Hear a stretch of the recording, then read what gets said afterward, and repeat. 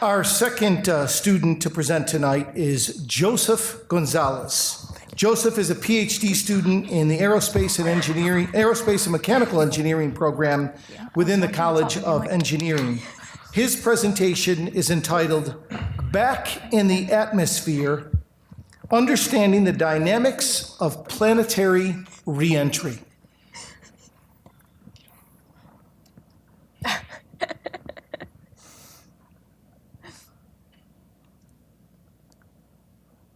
When I was a kid, I used to look up at the stars at night and dream of going to space.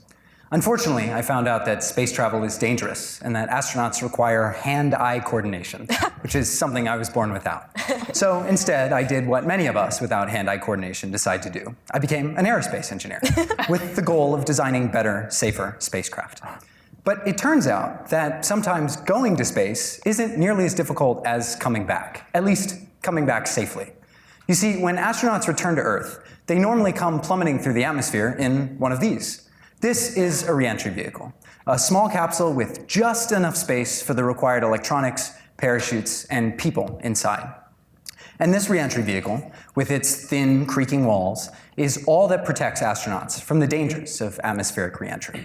One of the main dangers they have to contend with is heat. A lot of people think that friction is what causes spacecraft to heat up. But it's actually because these vehicles are traveling so quickly that the air in front of them doesn't have time to get out of the way. Instead, it's forced to compress. And that compression superheats the air to ridiculous temperatures, up to many thousands of degrees. And those temperatures are hot enough to melt pretty much any material you can think of, including the stuff that people are made out of. So astronauts have kindly requested that we design systems that prevent the heat from getting to them.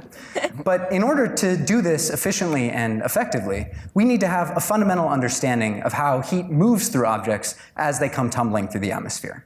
And that's where my research comes in. I seek to have that fundamental understanding.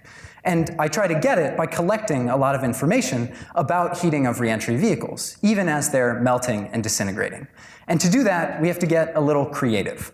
First, we mimic the conditions of atmospheric reentry, like ridiculous speeds and extreme temperatures, using wind tunnels here on the ground.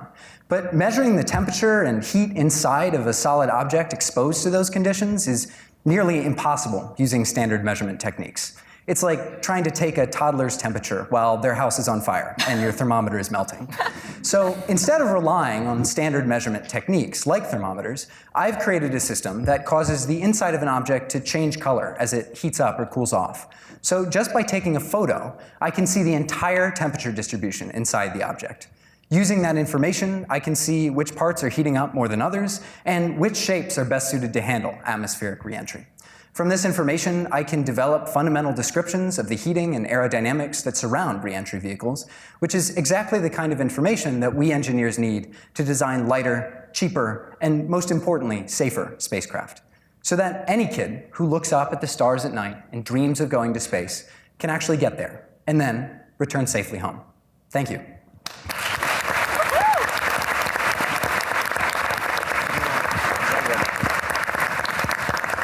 Wonderful presentation, Joseph. Really, Thank you. Really impressive. In addition to being a rocket scientist, you play the piano. I do. Not exceptionally well, but I enjoy it. Yeah, so tell us a little bit about what do you play, and is it the way you relax? It definitely is. When I was a little kid, my dad had a bunch of old records from the Animals and Billy Joel, and so I really wanted to learn how to play those. And so House of the Rising Sun was kind of the first song that I really wanted to play on the piano.